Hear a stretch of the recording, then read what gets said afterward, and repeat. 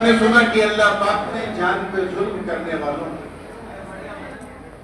اپنے در پہ نہیں بلایا کہ کعبے میں، بلکہ محبوب کے در پہ۔ آسان لفظوں میں کہوں تو اسے مسجد میں نہیں خانقاہ میں بلایا۔ ایک سوال پیدا ہوتا ہے بنیادی پر، تھوڑا سا میں چاہتا ہوں اور نزدیک سے سمجھو تاکہ باتیں ہوا میں نہیں۔ ایک سوال پیدا ہوتا ہے اور وہ یہ کہ یہ کیوں نہیں کہا کہ نماز پڑھو؟ یار اللہ اکبر، افضل العبادات عند اللہ الصلاۃ۔ نماز سے بہتر بھی کوئی عبادت ہے؟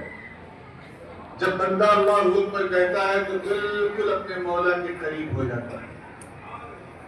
یہ نہیں کہا نماز پڑھو تو کام کرنا، یہ بھی نہیں کہا کہ 30 دن روزہ رکھ لو تو تیرے جو جان کا ظلم ہے وہ کلیئر ہو جائے گا، نہیں۔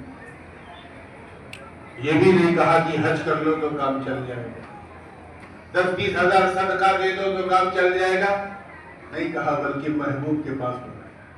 یہاں تک سنا ہے نا؟ آگے بڑھوں اجازت ہے؟ اس کی ایک بڑی آسان وجہ بتا کے میں آگے بڑھوں۔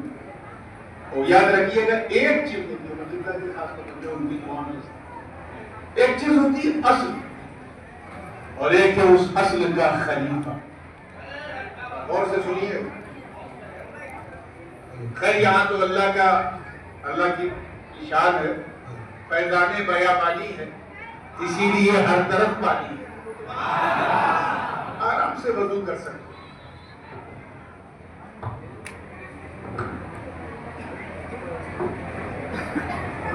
ہر طرح نہیں کر سکتا۔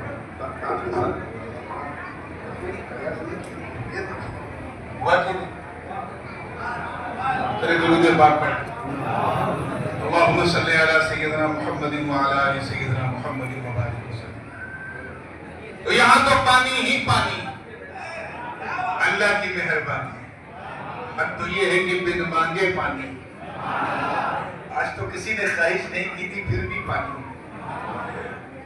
چاہو جتنا چاہو وضو کرو، آرام سے نماز پڑھو، لیکن کبھی آپ کسی ایسے علاقے میں چلے جائیں، راجستھان کی طرف، ادھر پوکھرن کی طرف، اجمیر سے آگے ادھر صحرا کی طرف، دور دور تک پانی نہ ہو، مٹی ہے، بالو ہے، پانی ہے، اور نماز کا وقت ہو جائے تو آپ کیا کریں گے؟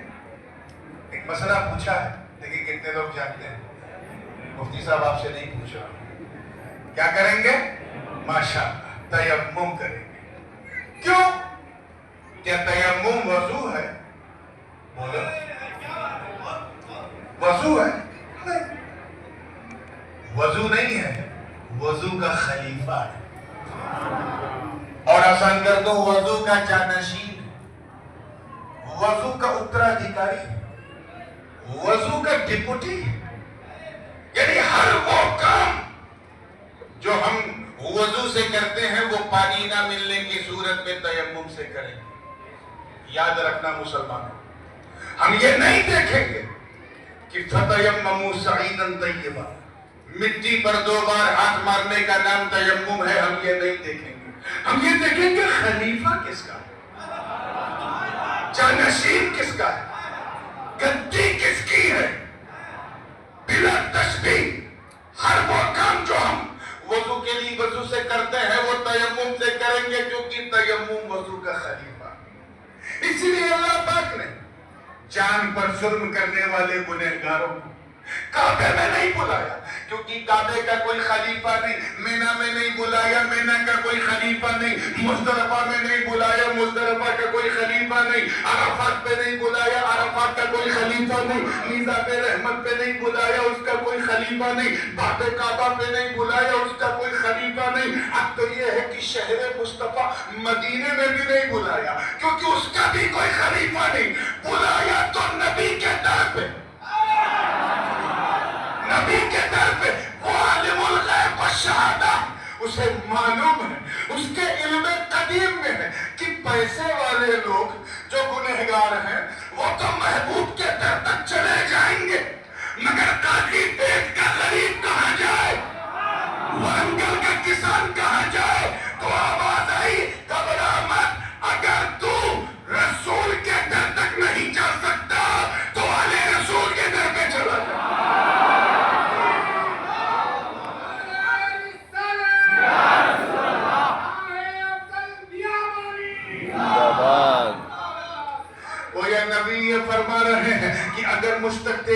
ہوش نہیں ہے تو گھبرا مت، ابو بکر کا دامن تھام لے، نبی کے خلیفہ عمر کا دامن تھام لے، نبی کے خلیفہ عثمان کا دامن تھام لے، نبی کے خلیفہ علی کا دامن تھام لے، نبی کے خلیفہ حسن کا دامن تھام لے، نبی کے خلیفہ حسین کا دامن تھام لے، نبی کے جانشین زین العابدین کا دامن پکڑ لے، نبی کے جانشین محمد باقر کا دامن تھام لے، نبی کے جانشین جعفر صادق کا دامن تھام لے، نبی کے جانشین موسیٰ کاظم کا دامن تھام لے، نبی کے جانشین علی بن موسیٰ رضا کا دامن تھام لے، نبی کے جانشین امام جواد النقی کا دامن تھام لے، نبی کے جانشین امام ہادی کا دامن تھام لے، نبی کے جانشین امام حسن عسکری کا دامن تھام لے، نبی کے جانشین ارے قادریو گھبراتے کیوں ہو، غوث اعظم کا دامن تھام لے، نبی کے جانشین رفاعیو مایوس کیوں ہو، حضرت سید احمد کبیر کا دامن تھام لے، نبی کے جانشین اور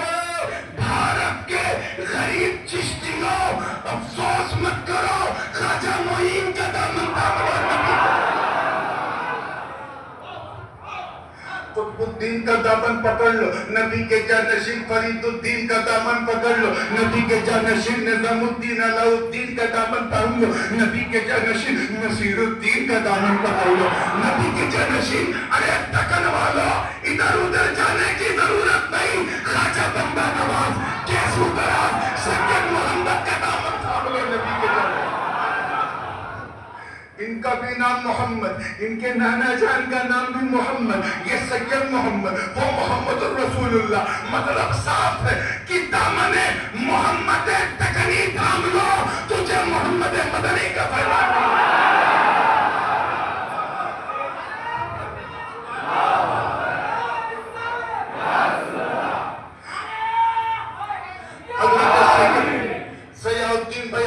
کا دامن تھام لو، نبی کے جانشین حضرت غلام محی الدین کا دامن تھام لو، نبی کے جانشین حضرت فاضل کا دامن تھام لو، نبی کے جانشین حضرت سرور کا دامن تھام لو، نبی کے جانشین اور کہیں نہیں جانا چاہتے تو جناب افضل کا دامن تھام لو،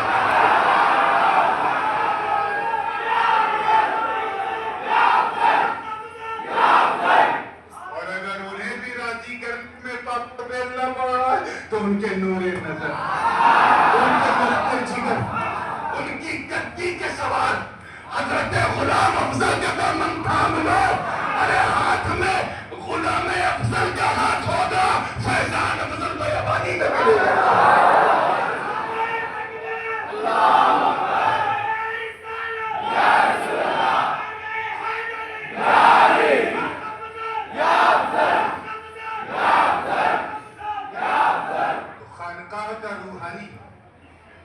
خانقاہ کا مرکز روحانیت ہونا اس لیے ضروری ہے کہ جہاں کسی کی دال نہ گلے اس مجرم کو درسگاہ میں نہیں خانقاہ میں بلایا جاتا، اللہ نے اپنے محبوب کی خانقاہ میں بلایا اور وہ جب گیا تو اس کا نفس جو ہے، دیکھیں کتنے میں وہیں آ رہا ہوں، میں اپنی جگہ چھوڑتا نہیں ہوں، اس کا نفس ترقی کر کے نفس لوامہ سے آگے بڑھ کے نفس مومنہ بن گیا، ایمان والا نفس، زور سے بولو کون والا؟ اس کی پہچان یہ ہے کہ اس میں انسان گناہ نہیں کرتا، یہ نفس گناہ کی طرف دعوت ہی نہیں دیتا، کل تک جو نفس تمہیں بہکاتا تھا وہ اتنا سدھر کیسے گیا؟ آواز آئی علم نے نہیں نظر والوں کی نظر نے سدھارا، اس لیے خانقاہ میں لوگ آتے ہیں۔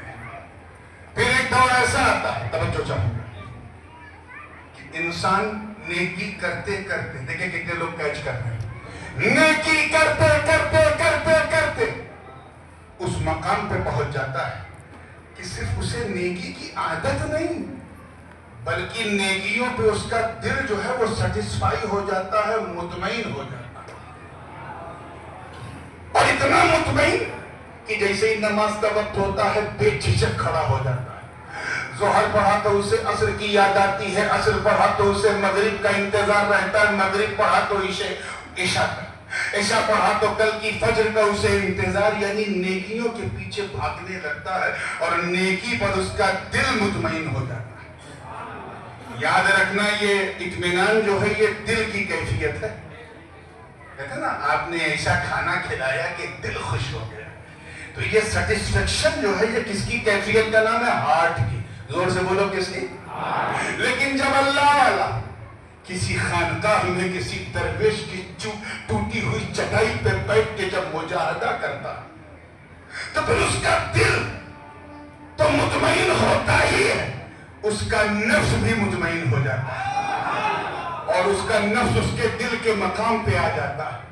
اب دل وہی کرتا ہے جو نفس کہتا ہے، نفس وہی کرتا ہے جو دل کہتا ہے. دونوں کا کوارڈینیشن نیکیوں میں بڑھ جاتا ہے. پھر بندے نہیں، مولا کی طرف سے آواز آتی، یا ایتھا النفس المطمئنہ ارجعی الی ربک راضیۃ مرضیہ فادخلی فی عبادی وادخلی جنتی. اے نفس مطمئن آجا، لوٹ اپنے رب کی بارگاہ، داخل ہو جا رب کے بندوں میں، شامل ہو جا رب کی جنت میں.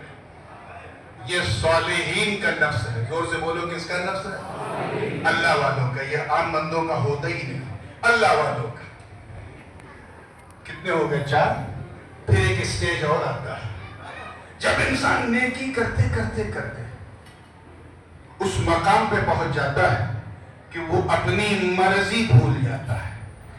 کیچ کرو یار، اپنی مرضی چھوڑ، اپنی لذتیں، اپنی خواہش، اپنی پسند، اپنی لائکنگ، اپنے ڈیزائر، اپنے ایمبیشنز سب کو دفن کر دیتا. وہ صرف اللہ کی مرضی پہ چلتا. اس کا ایک ہی کلیہ ہے اس کے دماغ میں کہ اے اللہ میں تیری مرضی سے آیا ہوں، تیری مرضی سے جاؤں گا تو تیری ہی مرضی سے رہوں گا. مجھے وہ نہیں کرنا ہے جو میری مرضی ہے، مجھے وہ کرنا ہے جو تیری مرضی ہے. اسے معلوم کہ we all came in this world to please Almighty Allah. اللہ کو راضی کرنا میرا ٹارگٹ ہے. اب اللہ جس جس چیز سے راضی ہوگا مجھے وہی کرنا ہے. اللہ تعالیٰ ثواب سے راضی ہے تو میں ثواب کروں گا، اللہ تعالیٰ خدمت سے راضی ہے تو میں خدمت کروں گا. نکاح بھی وہ کرتا ہے تو family planning point of view سے نہیں کرتا، بلکہ اس لیے کرتا ہے کہ اللہ میں شادی اس لیے کر رہا ہوں تاکہ اپنے نفس کو گناہ سے بچا سکوں. یعنی اس کا ایک ہی ٹارگٹ ہوتا ہے کہ بس میں گناہ سے بچا رہا ہوں. صرف اور صرف نیکی اور اللہ کی رضا. وہ خوش ہے تب بھی راضی ہے، وہ نہیں خوش ہے تب بھی راضی ہے، اس پر مصیبت ہے تب بھی راضی ہے، خوشیاں آ رہی تب بھی راضی ہے. اب سمجھ میں آیا یہ نفس راضیہ کتنا قیمتی. جس نے اس نفس راضیہ کے راز کو سمجھ لیا اس نے حضرت سرکار افضل بیابانی کی لائف کو سمجھ لیا. نفس کہہ رہا تھا دنیا کی لذت کے پیچھے دوڑ، مگر اندر سے آواز آ رہی تھی تیرا نفس نفس مطمئنہ نہیں، نفس راضیہ ہے. تجھے وہ کرنا ہے جو تو نہیں تیرا مولا چاہتا. اور اسے محبوبیت کا تاج مل گیا. اور کس انداز سے ملا کہ غوث اعظم پیرا دے پیر دستگیر، پیر پیرا میر میرا شاہ جیلا بنفس نفیس خواب میں نہیں، بالکل بنفس نفیس تشریف لے آئے اور حکم سنا دیا کہ تو اب چھوڑ دے. تیرے رب نے تیری بندگی کو پسند کر لیا.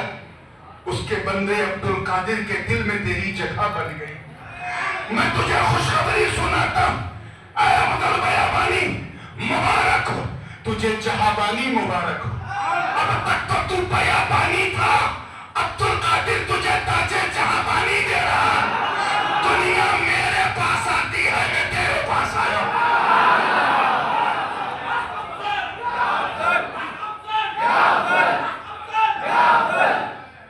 دنیا میرے پاس آتی ہے، میں تیرے پاس آیا ہوں.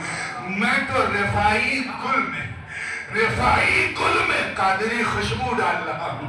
میں تیرے پاس آیا ہوں.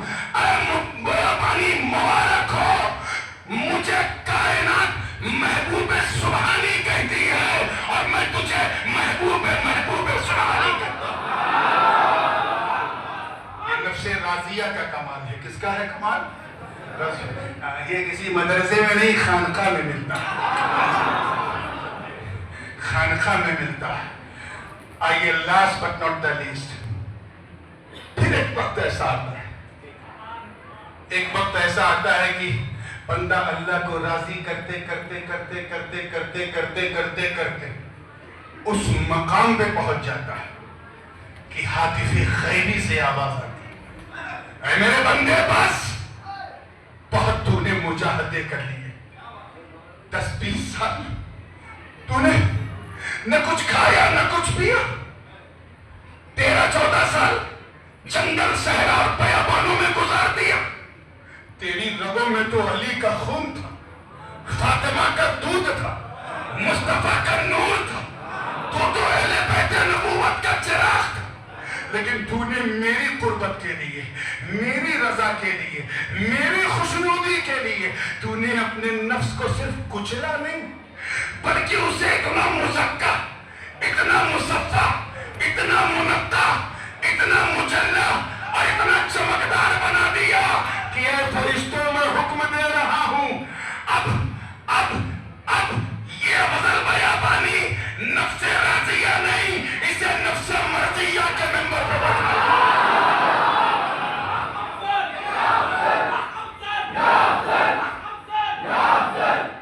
اسے نفس مرضیہ، یہ نفس مرضیہ کیا ہے؟ مطلب راضیہ کا مطلب طالب، دیکھیں کتنے لوگ کیچ کر رہے ہیں، طالب، نفس مرضیہ کا مطلب مطلوب، راضیہ کا مطلب محب، لور، مرضیہ کا مطلب بیلوڈ یعنی محبوب، مطلب صاف، کوئی رب فرما رہا ہے کہ اے میرے بندے اب وہ نہیں ہوگا جو میں چاہتا ہوں، اب وہ ہوگا جو تو چاہتا ہے۔ خودی کو کر بلند اتنا کہ ہر تقدیر سے پہلے خدا بندے سے خود پوچھے بتا تیری رضا کیا۔ حضرت اب ایک اور لطیف بات کر دوں، کیونکہ جب سے میرا آپریشن ہوا ہے آپ جانتے ہیں مفتی صاحب میں 40-45 منٹ سے زیادہ نہیں بولتا، یہ تو سرکار بلوا رہے ہیں اور میں بیٹھ کے نہیں الحمدللہ کھڑے ہو کے بول رہا ہوں، اسی پہ میں اپنی بات کو سمیٹنے کی کوشش کروں گا، ذرا دل سے سننا، فائنل ٹچ ہے ایک دم زندگی کے ساتھ، تیار ہیں نا آپ لوگ؟ حضرت ذوالنون مصری رحمت اللہ، میں ان کے مزار پہ حاضری دے چکا ہوں، بڑی عظیم شخصیت، تصوف کے اماموں میں سے ایک بہت بڑے امام، تمام ارباب تصوف جو ہے ذوالنون مصری کو اپنی کتابوں میں کوٹ کرتے ہیں، اسی مقام رضا کے بارے میں وہ فرماتے ہیں، مقام مرضیہ کیا ہے؟ مقام رضا، فرماتے ہیں کہ یہ وہ مقام ہے کہ جب بندہ اس مقام پہ آ جاتا ہے تو ترک الاختیار بمر القضا، یہ اس کی علامت ہے، یعنی قضا کی کڑواہٹ کے سامنے، بھائی موت کسی کو اچھی لگتی، پریشانی کسی کو پسند ہے، بولو، مصیبت کوئی لائک کرتا ہے، کڑوی ہوتی ہے، وہی کہا کہ قضا کی کڑواہٹ کے سامنے اپنے پاور کو نہ شو کرنا، یہ مقام رضا۔ اولیاء دو طرح کے ہیں، جو مقام رضا پہ نہیں ہوتے ان کو اختیار ہے، موقع ملے کرامت دکھاؤ، جتنا دکھانا ہے دکھاؤ، لیکن جب بندہ مقام مرضیہ پہ فائز ہوتا ہے، مقام رضا پر متمکن ہوتا ہے، تو ایک لمحہ ایسا آتا ہے کہ اس سے کہہ دیا جاتا ہے دین کے لیے تو کرامت دکھانا، اپنے لیے نہیں، اپنی فیملی کے لیے نہیں، اپنے بچوں کے لیے نہیں، اپنے گھر بار کے لیے، اپنے مریدوں کے لیے نہیں، دین کے لیے دکھاؤ، تو وہ اختیار رکھ کر کے بھی اختیار نہیں دکھاتا، یہ ہے مقام رضا، یہ ہے مقام رضا۔ میں ایک مثال دے دوں، حضرت خواجہ غوث محمد گوالیار، ان کا سلسلہ یہاں ساؤتھ میں بہت سلسلے شفتائی ہے، یہ اس کے بانی ہیں ہندوستان کے، خواجہ غوث محمد گوالیار مقام رضا پہ فائز تھے، اللہ اکبر، راجہ سندھیا ان کا بھکت تھا،